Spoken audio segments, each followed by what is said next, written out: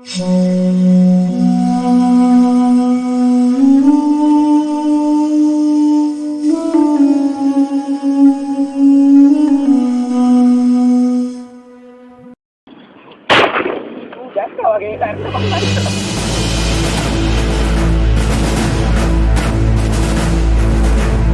of us are aware of the huge genocide that was conducted in Sri Lanka. What happened in Lanka was not merely a genocide. The Tamils who were killed were brutally tortured in many inhuman ways by the Lankan army. The native Tamils of Lanka had just asked for their rights in a peaceful manner. But persistent state-sponsored communal riots were unleashed and unimaginable atrocities were committed upon them. The trauma of those painful events forced the Tamil people to take up an armed struggle and start a rebellion. Not just armed soldiers, but even a common people were subjected to the communal genocide. We were unable to digest the truth that this ruthless genocide was executed by a Buddhist government. The young man in this picture is Master Jawahar, who found out the answer to this puzzle.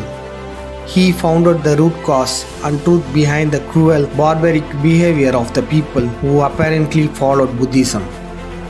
A religion whose prime motto is love is God. When there was a war waging in Lanka, he was an innocent little boy.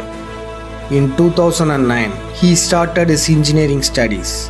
When the government of India was about to execute the death sentence to 3 Tamils, namely Murugan, Santhan, Pererivalan, there was a great emotional uproar in Tamil Nadu at that time. Jawahar, who came to know about the Iyala massacres, experienced a deep, unbearable sorrow. When the Tamil activist Sengodi offered herself to fire to save the lives of 3 Tamils, Jawahar was deeply disturbed and declared to his mother, "My sister is dead there, you should not cook today." Due to his deep agony, he was unable to pass his exams. He completely immersed himself in the problems of Iyala and had been spending all his time delving into the problems of Iyala. He had been operating his Facebook account in the name Isaipriya's Thambi, means Isaipriya's younger brother, which shows his deep love for his Tamil community. As a result of his strong perseverance, he was able to find out the answer to the deep puzzling question which was mentioned earlier. And that was, the governing body in Sri Lanka was neither Buddhist nor ethnic Sinhalese. They are in fact the descendants of ethnic Telugus who went to rule Sri Lanka as an invader in the past. They had purposefully hidden their true identities as ethnic Telugus, had been posing like Buddhist and Sinhalese to the natives to keep power to themselves. It was them, the Telugus, who committed the barbaric genocide upon Tamil people. That's why they used to visit the Hindu temples in India like the one at Tirupati regularly. Jawahar had great regards and respect towards Thamizhar Ulagam, and he continuously shared all his research findings with us. Based upon his findings, Thamizhar Ulagam released 2 breakthrough videos. Concerned about his individual safety, Thamizhar Ulagam had not revealed the truth about his contributions in those videos. Thamizhar Ulagam advised him to share his findings only with the trustworthy persons and not to divulge his findings to anyone else. Today, he is no more with us. The unexpected death of this magnanimous researcher is indeed a great, incomparable loss to our Tamil community. Based on his path-breaking and incredible findings, this extremely important documentary was made, and we dedicate this to him. Jawahar, whose memory still lives on, was a beautiful bud whose life withered before it had blossomed. Kandy Nayakhs, The Hidden History of Tamil Eelam, Rise of Tamil Desiyam, who executed the genocide in Eelam. Why did they do this? What are we going to do?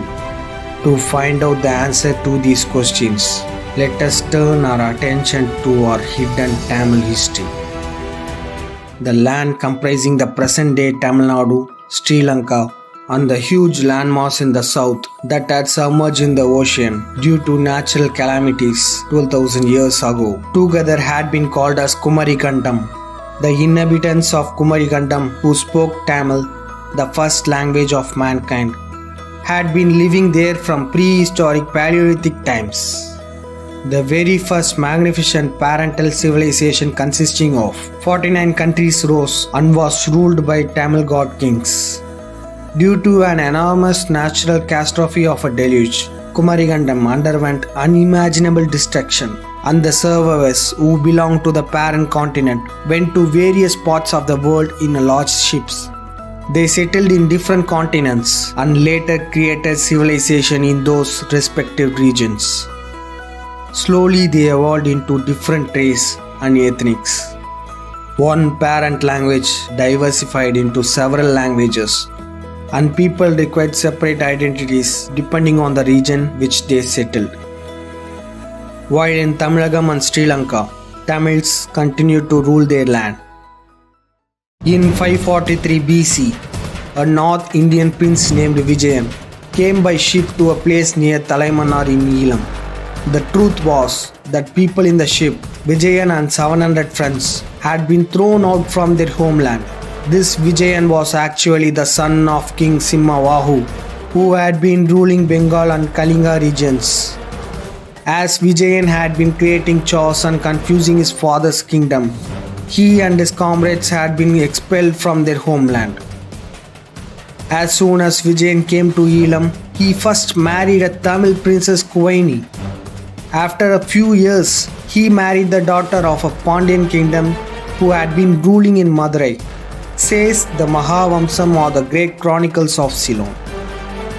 All the 700 men who had came along with him married women in the same Pandyan kingdom. The North Indian prince had the habit of calling himself Sangam, meaning lion. As they were the descendants of Simhavahu, they called themselves as Sinhalese. Therefore, Sinhalese are a mixture of Tamil ethnic and North Indian ethnic. Thus, Tamil language mixed with North Indian Prakritic and Pali languages became the language of the Sinhalese. When Vijayan visited Eelam, Buddhism was not widespread as a significant religion. In the 3rd century BC, during the reign of Ashoka, the Maurya Emperor of India, Buddhism was announced as a state religion.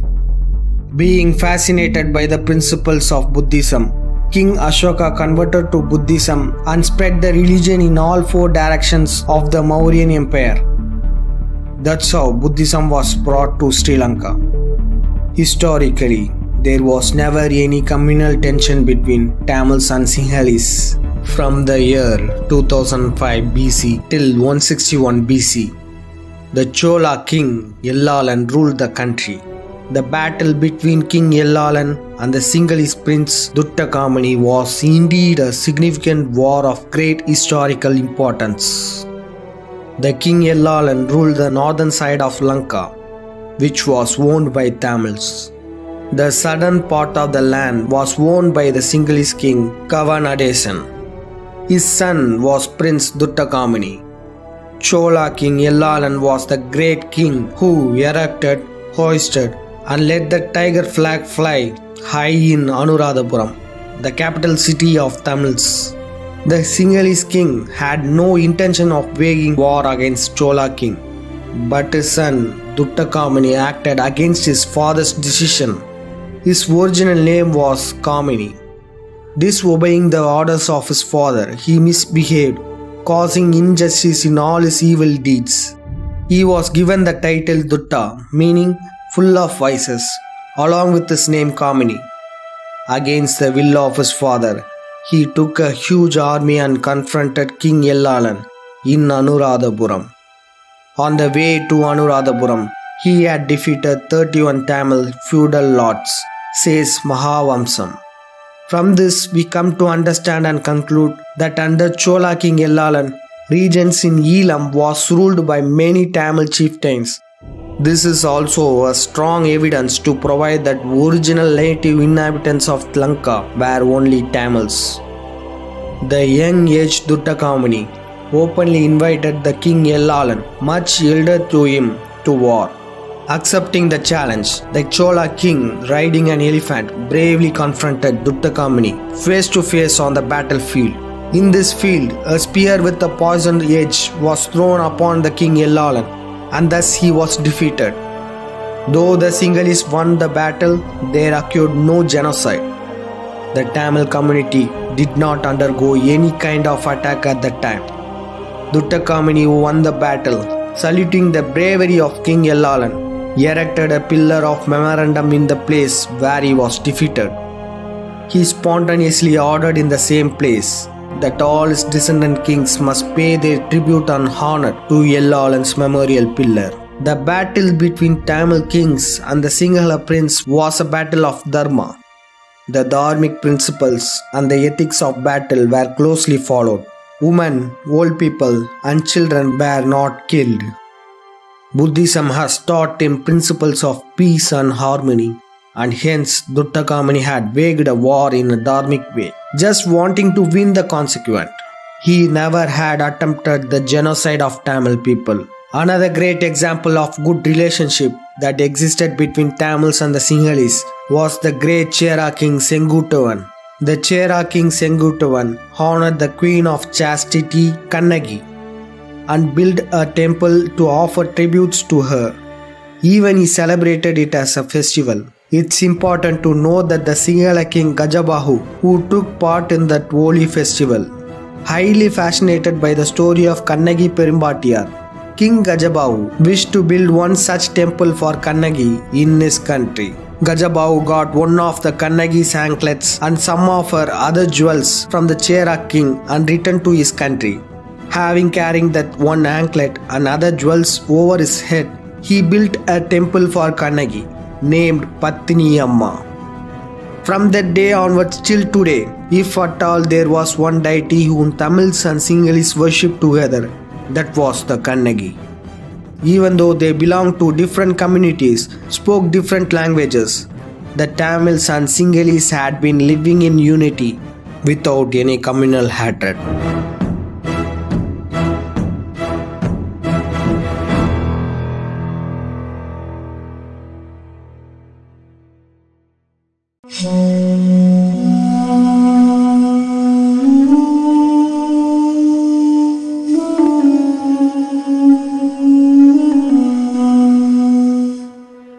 History of Sri Lanka. Glorious rule of Tamil Pandyas. Later in time, the king Sadayavarman Sundarapandian I established the Pandya Empire. In Lanka, he captured all Tamil lands which were lost in earlier days and joined all those lands with his powerful empire. After him, his son Maravarman Kulasegara Pandian came to throne from 1268 AD to 308 AD. Kulasegara Pandian steered his country towards prosperity during the Golden Age. Under the great rule of Kulasegara Pandian, Sri Lanka was wealthy and splendid empire. Under the governance of the great empire, they called the kings with the title of Arya Kula Chakravartigal. Tamils ruled Lanka with Yalpanam as their capital. The significant theme to be noted is that in all the wars, the Cholas and Pandyas fought against the Sinhalese. There had been no genocide and war crimes on both sides. The principal intention of both armies was just to recapture the lands which were captured by their enemies previously. After the death of King Maravarman Kulasegara Pandian I, a quarrel rose between his sons, Prince Sundara Pandian and Prince Veera Pandian, for the inheritance of the great empire. Due to this, the great Pandyan Empire gradually lost its power. As the Pandyan Empire lost its strength, all the kings who are called Arya Chakravartigal has announced themselves as independent rulers.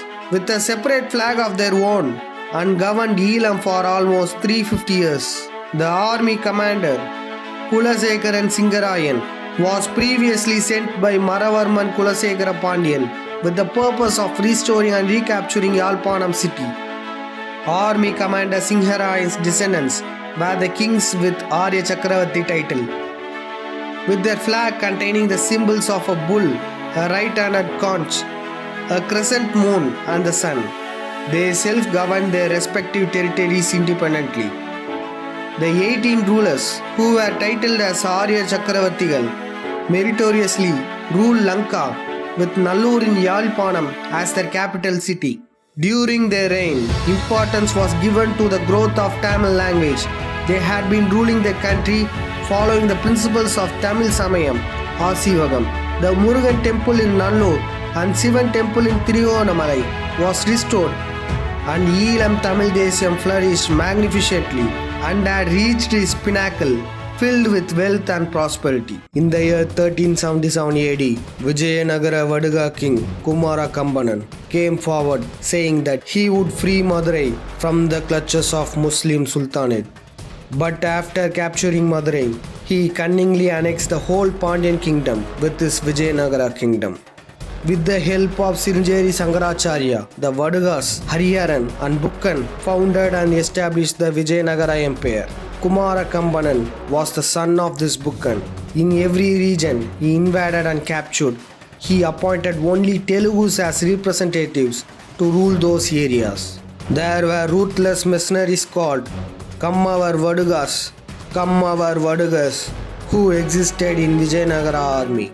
Who were these Vadugas? In the Indian subcontinent, between the areas of Vindhya mountain and Venkata hills were dense forests. In ancient Tamil literature, this place had been mentioned as Molipeyar Desam. The ethnic Tamils had called the people dwelling in those forest areas as Vadugas. As Molipeyar Desam was situated in north of Tamil country, they had been called as Vadakars, meaning tribes of the north. In later period, it deformed to Vadugar. The main occupation of this Vadugar had been hunting. They used deadly dogs to help with their hunting. Due to this reason, they had been known as Kadanai Vetuvar or Kadanai Vadugar. They had no moral life and had no training in traditional ethical warfare. They had been using dogs for hunting and robbery. Occasionally, they worked as mercenaries. These Vadugars, skilled in savage attacks and brutal assassinations, had been mobilized against the Muslim invaders by Siringeri Sankaracharya. In South India, it was these Vadugars who played a major role in Vijayanagara force and had been involved in all the battles against the Muslim forces. These Vadugars acted as a slave of Brahmin Jews to drive the Muslim rulers out of South India and massacred Muslims wherever they saw them. As a reward to that genocide of Muslims in South India, the title Kshatriyan has been bestowed on Vadugars by Siringeri Sankaracharya. After the defeat of Muslims, building on that victory, the Vijayanagara Empire was formed. The first Vijayanagara Vaduga king was Harihara. The style and governance of Vijayanagara regime was that of a brutal and tyrannical military regime. Land holdings of most Tamil people were forcibly confiscated. The land were subdivided into many palayams and representatives were appointed for each palayams. Telugu Vadugas tortured and ruled Tamils by appointing Dandanayakans for each village and Amaranayakans for each palayam, atrociously collecting heavy taxes from native Tamils, destroying the traditional local administrative system created by Tamil kings. The Telugu Vadugar kings persecuted Tamil people, leaving heavy taxations through Palayapattu system. As the whole of North India was under the control of Muslim kings, this Vadugar state was created by Siringeri Sankaracharya exclusively to protect and safeguard Brahmanism through the Vijayanagara domain. Most of the Sanskrit literature of Hindu mythology was written only during Vijayanagara period. The Vaduga king Krishnadevarayan, who had been the greatest Brahmin Jews foot soldier, had composed many devotional mythical stories. In 1529 AD, Krishnadevarayan sent Viswanatha Nayakan, son of Madurai Pradhani Nagama Nayakan, to fight against his own father, who had revolted against Krishnadevarayan. After suppressing and defeating Nagama Nayakan, Vishwanatha Nayakan captured and took hold of Madurai and later gained independence from Vijayanagara Empire. The Madurai Nayak kingdom was formed as a separate country under the head of Telugu Vadugan Vishwanatha Nayakan. When the whole of Tamil Nadu comes under the control of Vadugas, ethnic Tamil priests were forcibly evicted from all the temples of Tamil Nadu. Vijayanagara kings gave importance only to the immigrant Vaduga Brahmins. The Vijayanagara kings expelled Tamil from the temples of Tamil Nadu. Sanskrit replaced the native language Tamil. For example, one Telugu Vaduga named Ramapayan, the general of Tirumalai Nayakan army, drew out the ethnic Pulipani Chittar priest out of most sacred Palni Murugan temple and appointed Vaduga Brahmins. These Tamil priests who were of Paraiyar community were expelled from many temples, underwent untouchability, and suffered many atrocities by foreign Vaduga Brahmins. The Madurai Nayak regime forcefully grabbed all the lands of Tamil peasants Mallas and made them slaves and bonded laborers. The Tamil community was forced to live as prisoners under Telugus in their own homeland. Tamils lost their freedom for everything. Their right to speech, right to own property, even the right to wear shirts. Just like the way Pandya kingdom was enslaved with Madurai as its capital, Tiruchi Nayakan, Thanjai Nayakan, Senji Nayakan and Velu Nayakan brought the rest of Tamil Nadu under their rule too. Priority was given only to immigrant communities like Vaduga Brahmin Jews and Saurashtras who were brought from North India, bringing in more barbaric Vadugas like Kamavar, Sillavar, Rajakambalam, Gavara, Kanjam, Totti Nayakan, Balija Nayakan into Tamil's motherland. Tamil people were completely oppressed and enslaved. In 1564 AD, Kumara Krishnappa Nayakan, son of Vishwanatha Nayakan, who ruled Madurai, mobilized a large force of 20,000 soldiers from Madurai, invaded Sri Lanka, defeated Sinhalese Kandy kingdom and captured it. He handed over the captured Kandy kingdom to his brother-in-law Vijayagopala Nayakan, says the Telugu book Sinhala Deepakatha. Most of the soldiers in Kumara Krishnappa Nayakan's army were savage mercenaries belonging to Telugu Kamar sector, brutally assassinated the Sinhala king and the soldiers of Kandy kingdom. They captured and took over the whole of Kandy under their domain. Once they captured it, the first job the Telugu Vadugas did was to snatch and take possession of the sacred tooth of Buddha from Sinhalese. According to Sinhalans' traditional beliefs, those who possessed the tooth of Buddha would be the ones who deserved to rule Sri Lanka. These Telugu Vadugas came to know about this belief and had cunningly looted the sacred tooth of Buddha from the Sinhalese and brought it to Kandy. The Telugu Nayak rulers of Tamil Nadu helps Vijayagopala Nayak of Kandy Nayak kingdom during wars with the British and the Dutch. The troops from Tamil Nadu that was sent to Kandy also helped them to oppress and take control of the locals, mainly the Sinhalese. Vijayagopala Nayakan and all the kings who succeeded him continuously established and strengthened their bilateral relationship by marrying the women from royal families of Tamil Nadu Nayakan rulers or from Telugu zamindars. In this lineage, Veera Narendra Singhan, the king of Kandy, was left without a male heir. Earlier, he had married the daughter of Pitti Nayakan, the zamindar of a palayam in Madurai Nayakan kingdom. Taking advantage of the absence of male heir, his Telugu brother-in-law, the son of Pitti Nayakan, with the help of his queen sister, ascended the Kandy throne. From 1759 AD, he started ruling Kandy with the Sinhala name Vijayaraja Singalan. In the year 1736 AD, the armies of Madurai Nayakhs lost their territory and were defeated by the allied force of British and Arcot Nawabs. As Queen Meenachi has no issue to rule the country, Madurai kingdom was came to an end. During the same period, the rest of the Nayakhs, Tiruchi Nayakhs, Tanjore Nayakhs, Velu Nayakhs and Senji Nayak kingdoms also came to an end. Tamil Nadu was caught in the clutches of Islamic Nawabs and the English company authorities. In this situation, the Telugu kings in Kandy realized a practical problem, that they being minority Telugus would no longer receive any military assistance from Tamil Nadu. So to retain their rule in Kandy, they drafted a cunning plan. The Vadigar kings cleverly decided to adopt Buddhism and Sinhala language to pretend to be the native Sinhalese. So these Vadigars, to hide their true Telugu identity, conveniently adopted Buddhism and started using Sinhala names and continues to rule Kandy. The Telugus converted more and more Telugu Vadigars into Buddhist monks. In this way, they had brought Sri Lanka's Buddhism completely under their control. All the Telugu Nayak royal families of Tamil Nadu who wanted to save their lives from Britishers chose Kandy for a safe haven and settled there comfortably.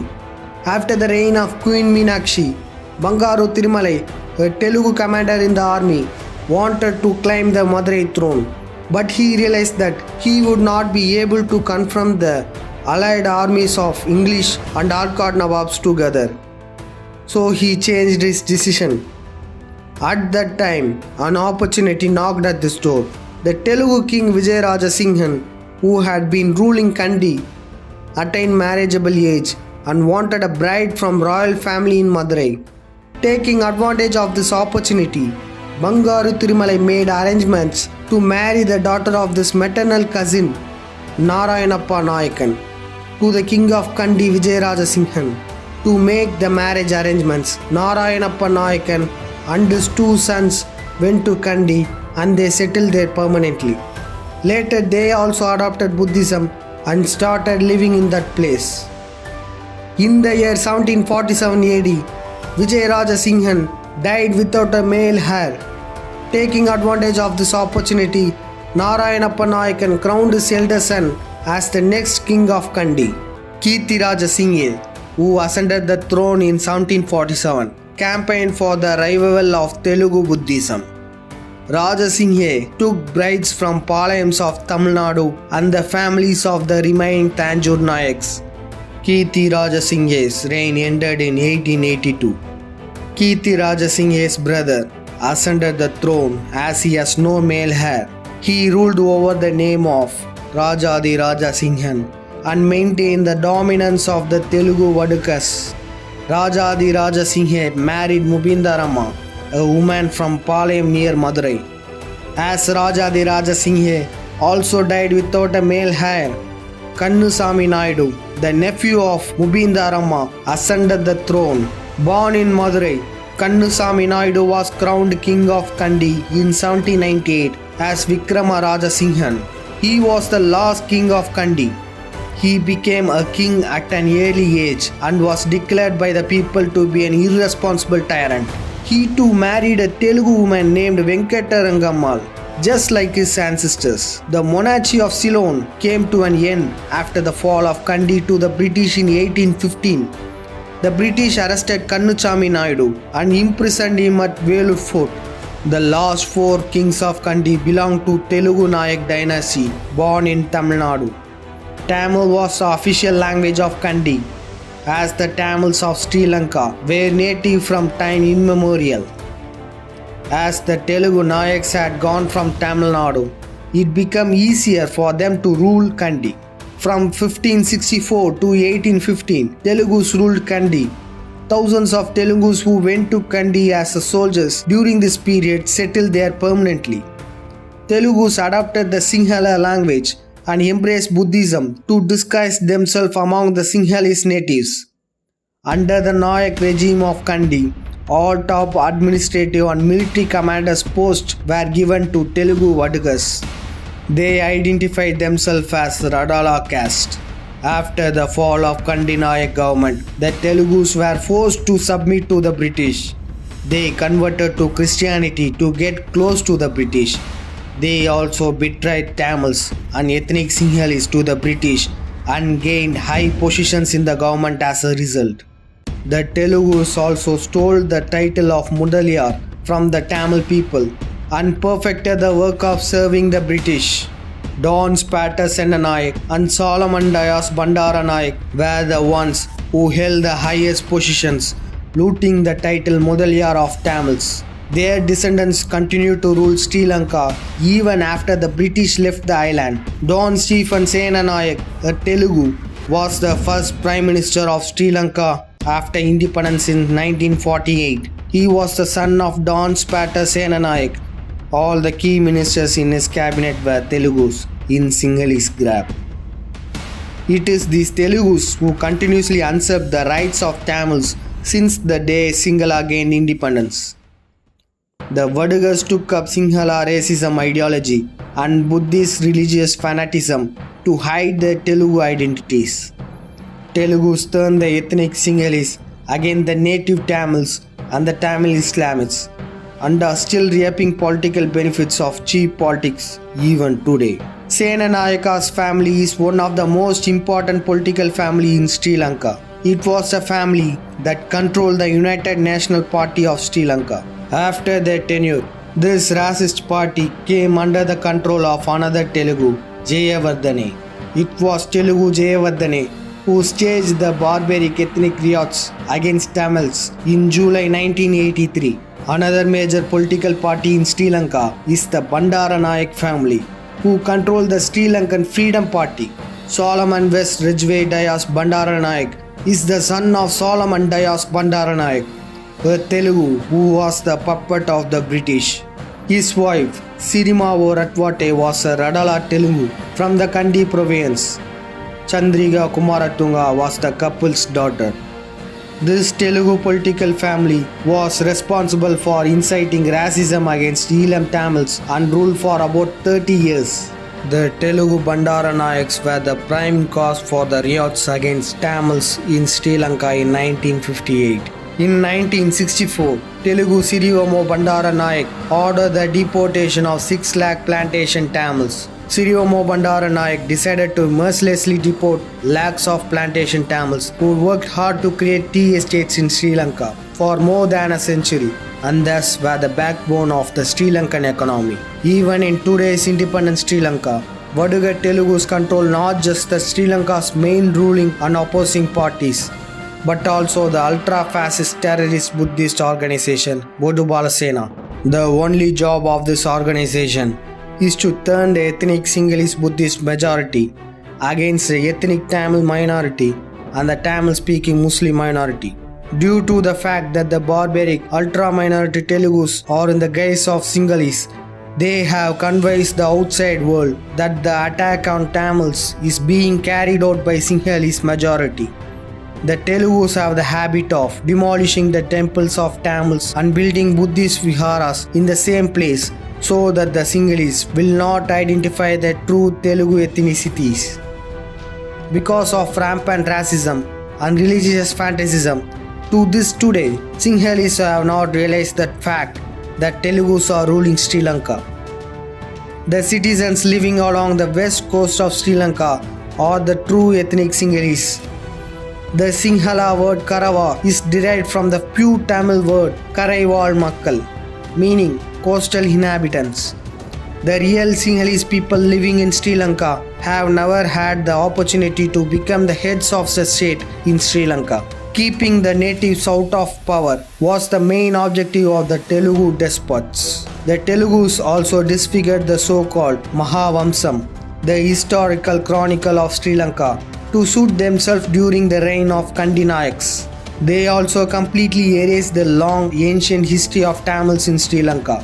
Vijaya Singh Mudaliyar, who translated the Mahavamsam into English during the British period, was the first to reveal the fact that the many original manuscripts of Mahavamsa have been missing and that the present day Mahavamsa has been reconfigured many times. In conclusion, from the day Sri Lanka gained independence from the British till present day, the country has been ruled by Telugus posing as Sinhalese.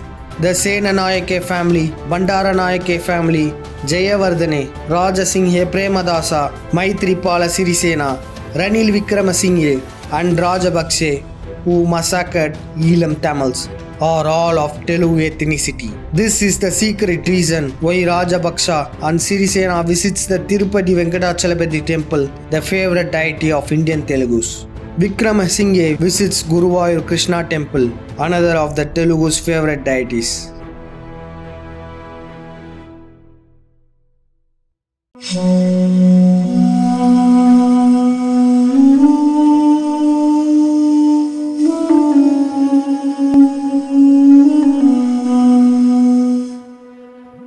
Rise of Telugu Dravidianism after independence.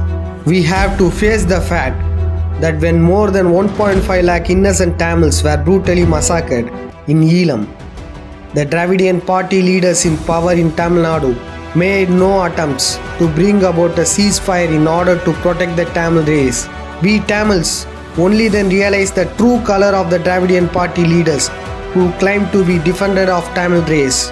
The Telugus, who lost power in Tamil Nadu during British rule, as enslaved Tamils as poor daily wage farm laborers on the fertility lands seized by their ancestors, the Vijayanagara Vadugas, and survived on that income. Under the Vijayanagara Vaduga regime and the Kandy Nayakhs Vaduga regime, the Telugu Vadugas and the Brahmin Jews were united in exploiting the Tamil soil. But after British invaded and captured Tamil Nadu, the influence of Telugus won, and thus the Brahmin Jews sought refugees with the British. The Brahmin Jews were the first community to hold all government posts in British rule. This was when the feud between the Telugus and Brahmin Jews began. The Brahmin Jews also showed their dominance in the Congress party started by the British. The Telugus, who could not tolerate it, started a Justice Party. The Justice Party, which is said to have been started to bring social justice to the non-Brahmins, was started to bring back powers to influence Telugu Zamindars. Realizing that it would be difficult as a minority to bring down the Brahmin Jews hegemons, the Telugus decided to include majority Tamils under the banner of self-respect movement and the Dravidian movement. The work was perfected by E.V. Ramasamy Nayakkar. The Tamil commoners who lost their lands and rights were ultimately betrayed by the words of these Telugu Zamindars. In the battle between the invader race of Telugus and Brahmin Jews, the native Tamils were sacrificed. Dravidian is the new fake identity cooked up by the Telugus, who realized that they could not keep Tamils by their side for long by pointing out that only Brahmin Jews were illegal migrants. The Telugus pushed the Tamils into the Dravidian sphere. That is, they lied that all non-Brahmins were the one race called Dravidians. The only purpose to bring the Tamils along with the Telugus, Kannadigas, Malayalis under the same umbrella of Dravidian was only to blatantly hide the fact that Vadugas were two illegal migrants to Tamil lands. Atheism and denial of religion, or the cunning disguise of the Vadugas, could not be done without anti-Hinduism. The Vadugas, who formed the Vijayanagara Empire to protect Hinduism back then, today have fooled all Tamils by opposing the Brahmin Jews in completely opposite atheist grab. It was the Telugu kings who brought untouchability into Tamil Nadu upon the guidance of Shankaracharyas. But the Telugus cunningly thirst and blame on Brahmin Jews only as to who was responsible for untouchability and 4-level Varna caste system. Thus the Telugu successfully diverted the Tamils to exploit our forefathers' resource and labor.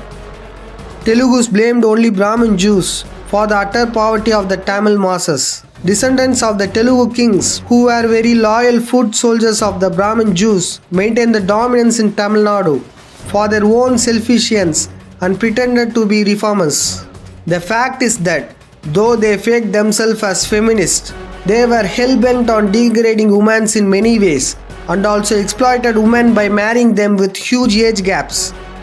Not only that, they maintained the secret alliance with Brahmin Jews. All this was a covert drama of the minority Telugus who deceived the majority Tamils. E.V. Ramasamy Nayakkar put forward the demand for the Dravidian nation for a non-existing Dravidian race. Tamils abandoned their Tamil nationalism objectives, believing them. As a result, during the partition of the erstwhile Madras Presidency into linguistic states, all the lands belonging to motherland Tamil Nadu were ceded to next door neighbors. Trivandrum, Neyatrangarai, Nedumangadu, Idukki, Peermade, Palakkad, where the areas were ceded to Kerala, Bangalore and Kolar fields to Karnataka, and Venkatam, Chittoor and Nellore regions to Andhra. When the linguistic states were formed, there were movements called Samyukta Karnataka, United Kerala, Great Andhra Pradesh by the non-Tamils to seize the lands of the Tamils. But the Tamils fell for the treacherous Dravida Nadu agenda, which led to all the lands belonging to the Tamils being squandered by the strangers. The only relief was that Tirutani and Kanyakumari districts were acquired back, but only at the cost of Tamil activists, lives like Maposi and Marshal Nesamani. Acting as though fighting for justice for Tamil race, the leaders of the Dravidian movement abandoned Tamil Nadu at cruel times. These Dravidian leaders are solely responsible for the river problems of today's Tamil Nadu. The trick that the Telugu Annadurai brought to deceive the Tamils was the drama and the movie craze. The day we got mesmerized in the illusion of Tamil cinemas was the day Tamil slipped out of Tamil ownership. Annadurai, Karunanidhi, M.G. Ramachandran, Jayalalitha were not ethnic Tamils. Moreover, Telugus like Gopalasamy Naidu and Vijayakant Naidu started their own Dravidian parties to rise politically. Even the leadership of the Congress party that was in the power at the time of killing the Tamil people in Aindham was a Telugu. Not just the Dravidian party leaders, even the Marxist community party leaders are also Telugus. The Telugus who forcibly confiscated the land of Tamil people during the Palayapattu regime are now pretending to be benign and taking communist ideology, pretending to oppose the ruling class. The real aim of these Telugu communist leaders is to protect the millions of acres of Vadagar Hill farmland in Tamil Nadu. The Palayapattu regimes of Vadagars is the root cause of the poverty of the landless Mallar and Paraya Tamil communities. But this fact has been bluntly concealed by the communist leaders who for almost 50 years has been pushing for a single slogan to eliminate American imperialism, just to divert all the struggles of native Tamil people. Never ever has a Dalit has been elected as a leader in the All India Communist Politburo till today. This shows their true colors. They have been turning the ethnic problem in Tamil Nadu into a class problem. An example of this is the Keelvanmani Tamil massacre of 1968. In the village of Keelvanmani, a Telugu zamindar named Gopalakrishna Naidu burnt alive 44 people of Malla community living on his land as agricultural laborers. Most of them were women and children. The rule of Telugu Annadurai had given Gopalakrishna Naidu the guts to act so brutally that he burnt Tamils alive. This is the blatant racist act committed by minority Telugus. But to this day, the story is being told as a clash between the bourgeoisie and the working class. There is a malicious intention behind this proclamation that it is a clash issue. If the progressives exploit the workers of the same race, then it is a clash issue. But all the major employers and business owners in Tamil Nadu are Telugus, and all the workers are Tamil sons of the soil. How can this be a class problem? The Telugus pretend to be communists over selfishness only because they are well aware that Mallas and Parayas will revolt against Telugus if the atrocity of their regime are exposed. The Communist Party has turned into a camp for the Naidu landlords. The Communist Party of Tamil Nadu tread on a good path when Tamil stalwarts like Ayya Singara Velanar and people's leader Jivanandam led the party. But that party became a Naidu Sangam the very day it taken over by the Telugus. Thus the Telugus have the ruling party, the opposing party, left party under their control. They are staging a propaganda called elimination of the caste only in Tamil Nadu so that Tamils do not recognize them as Telugus. Without a caste title, it is difficult for the natives to recognize who is Tamil and who is Telugus. Telugus even changed their real name to suit the Tamil identity. Due to this, Tamils did not realize the fact that the ruling class in fact were Telugus. The Telugus of Madurai Nayak descent, who have long been the racial enemies of the Tamils, cloaked themselves in Dravidian disguise for retaining political power with themselves. Similarly, Telugus of Nayaka dynasty of Kandy are disguised as Sinhalese in Sri Lanka. It is the Telugus who defeated and enslaved the Tamils in Tamil Nadu and Aindham. Gopalasamy Naidu stood among commoners in remote villages to lecture on Greek and Roman history, but he never utters a word about the crypto-Telugu rule in Tamil Nadu and Sri Lanka. His deepest fear is that the truth will be revealed about his and his race identity.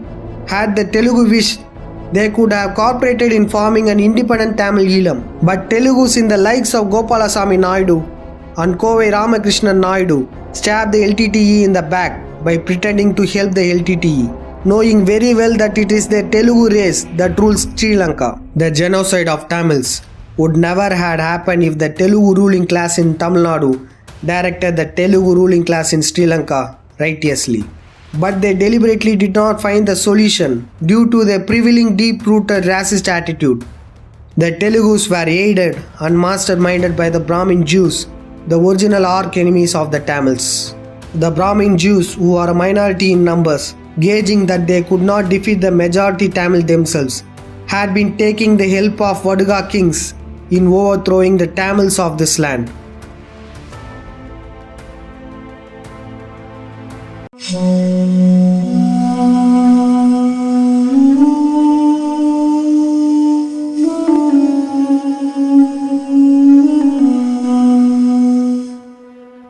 Be it the Mauryan Empire under Chanakyan or the Vijayanagara government under Siringeri Sankaracharya, though the invaders against the Tamils were Telugus, the instigators of the invasion were the Brahmin Jews. After the end of the Vijayanagara rule of Hampi, the Brahmin Jews who came to Tamil Nadu as refugees were supported by Telugu Nayak rulers. The Telugu Nayaka kings established a Sankaramadam in Kanchi exclusively for those Brahmin Jews.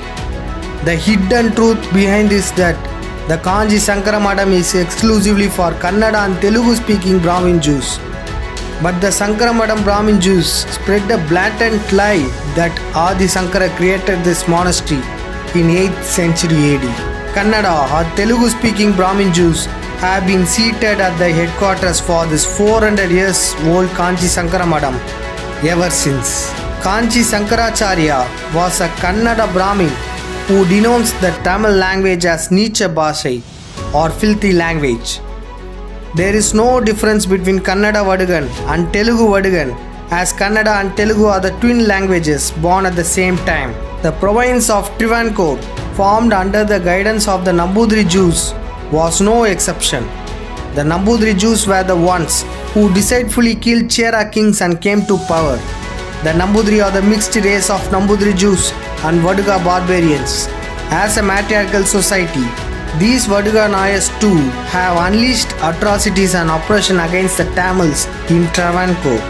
Even though many communities were affected, the Nadar community was the most affected community. Vaduga Brahmin Jews of Tamil Nadu brought untouchability and claimed shamelessly that if one touches a Tamil, he will get polluted. Going a step even further, Travancore Nambudiri Jews claim that even one sees a Tamil, he will get polluted.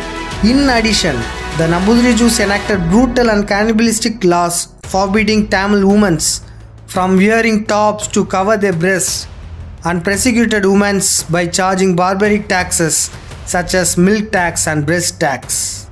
The Vaduga Nayakhs were the accomplices of the Nambudiri Jews in such ruthless acts. The implementation of these repressive laws and untouchability policies introduced by the Brahmin Jews in Tamil Nadu was in fact done by the Telugu Vaduga Nayakhs. Even today, the Telugu Vadugas and Brahmin Jews' secret allies continues behind the scenes. Evera, who pretended to oppose the Brahmin politics only to deceive the Tamils, took all the important decisions of his life with the advice of the Vaduga Brahmin Jews, Rajaji. Karnanidhi, who hailed from atheist Dravida Pasarai, never showed a single protest against the religious, theistic beliefs of his family members. Gopalasamy Naidu and Vijayakant Naidu, who ran the Dravidian parties, did not hesitate to form political alliance with the Brahmin Jews, Jayalalitha. We must remember at this time that Brahmin Jews like Cho Ramasamy and Subramania Swamy publicly supported the DMK in 1996 elections.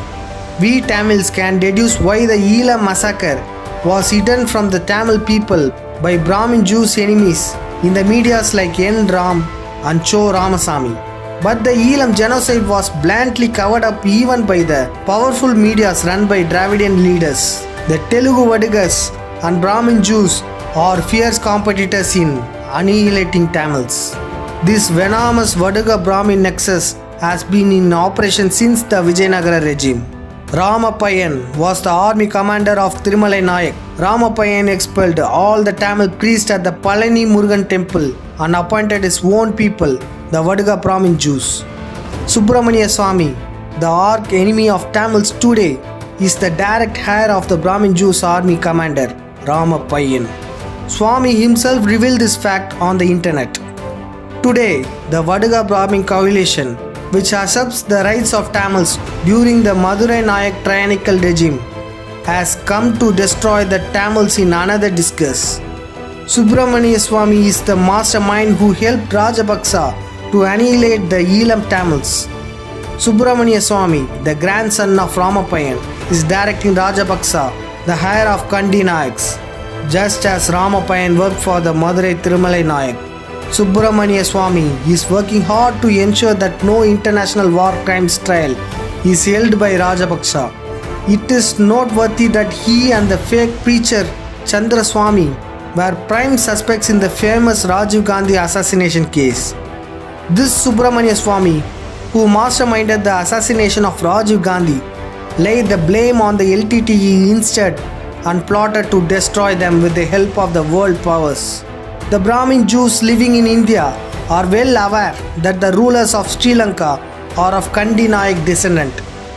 Cho Ramasamy and N. Ram of Hindu magazine, the descendants of the Brahmin Jews who held high position in Vijayanagara Empire, have been very careful not to let these facts reach the Tamil people. This is the background to Rajapaksa's government nexus with Subramania Swami, who had not held key position in Indian government or any other party back then. All Dravidian businessmen and politicians in Tamil Nadu are playing the role of opposing Rajapaksa only to deceive the Tamil people. They know that the fact that the Sri Lankan ruling class is their Telugu race. Telugu politicians Rajapaksa and Sirisena are the first to be honored at the Tirupati because they are the heroic heirs of the Kandy Nayakhs. According to Dravidian ideology, Indian officials like Siva Sankara Menon, M.K. Narayanan, Nirupama Menon, Vijay Nambiyar, J.N. Dexite from the state of Kerala, who assisted the Rajapaksa government in conducting the Elam genocide, are Dravidians too. Vadiga Nayakhs are not of Dravidian race, but they are the ones who were busy killing Elam Tamils because they are descendants of Nambudiri Brahmin Jews, using title like Menon or Nambiyar. Both Vadigas and Brahmin Jews have always been arch enemies of Tamils. Dravidian ideology has hidden all these facts from us.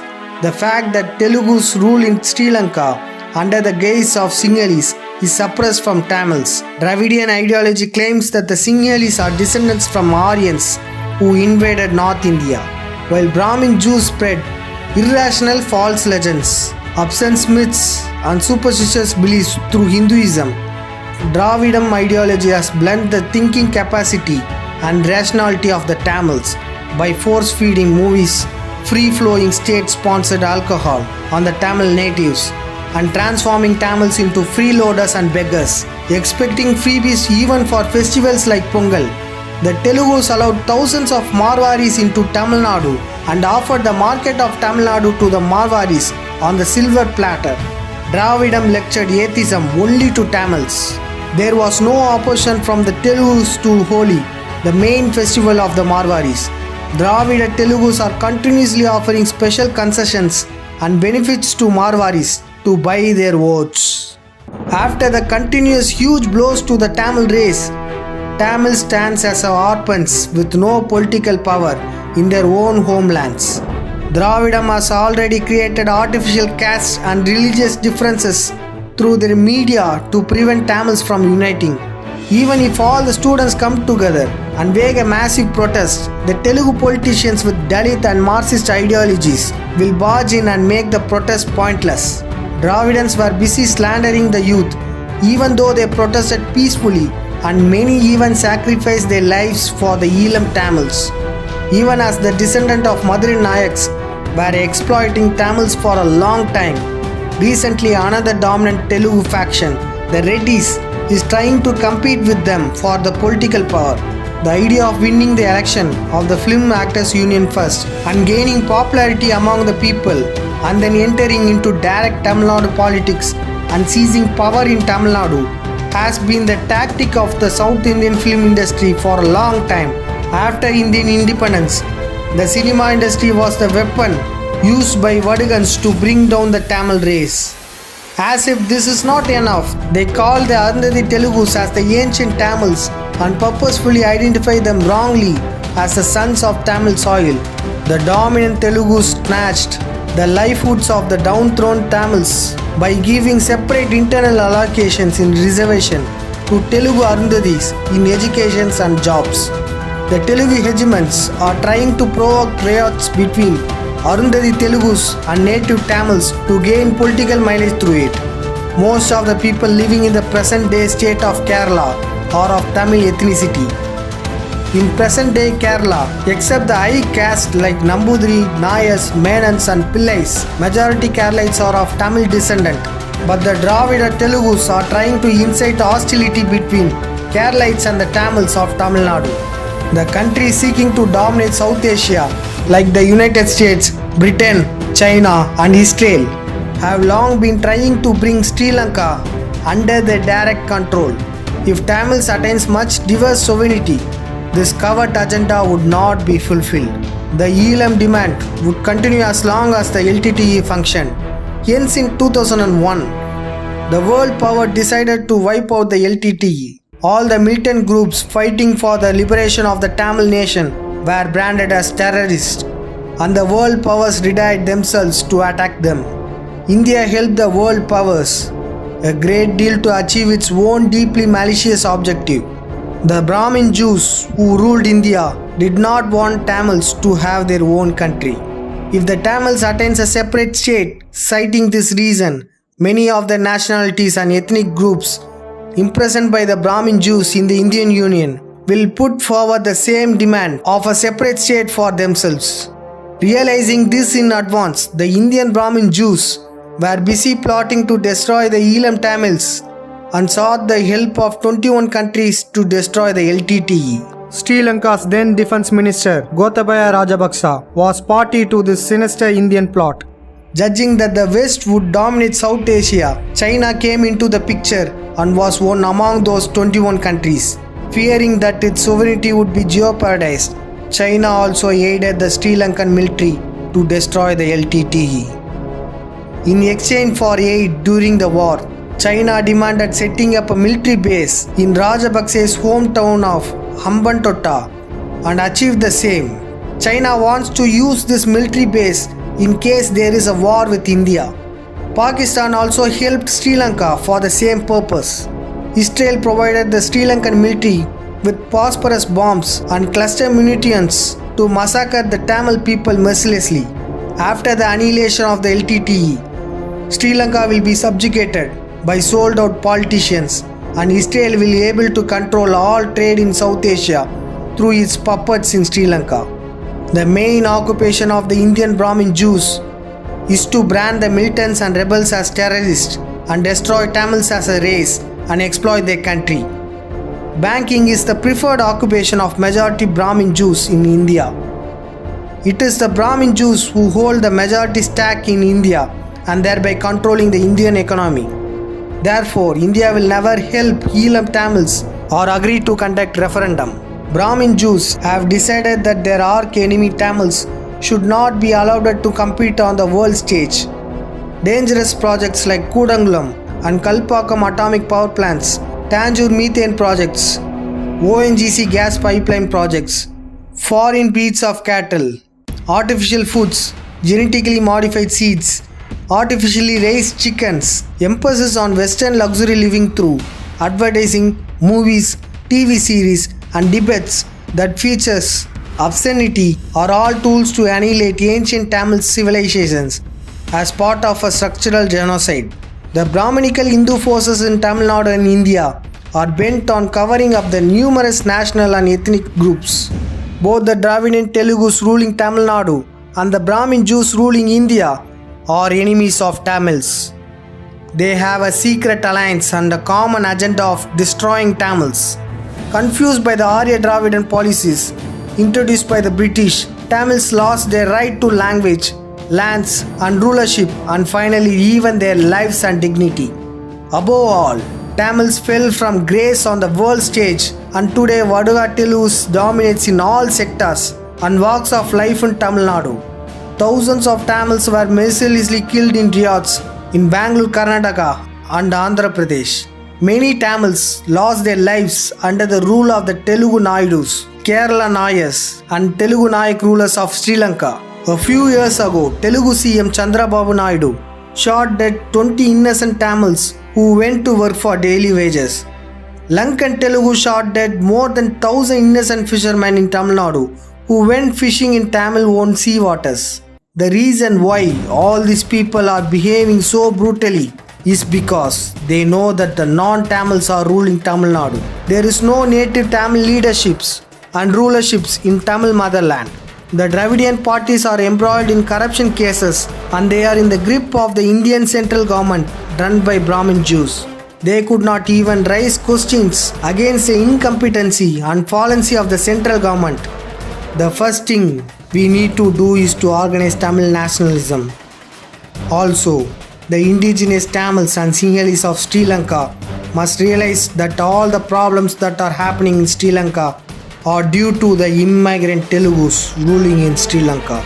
We Tamils have to retrieve our land, resources and wealth back from the foreign invaders and traitors. We have to create an intellectual class which questions all the atrocities of the invaders' ruling classes. We Tamils must be united and we have to support genuine Tamil intellectuals and Tamil nationalist voice. A strong Tamil leadership is needed in Tamil Nadu as soon as possible to save our Tamil nation. Let's give all this ample thought and decide the future course.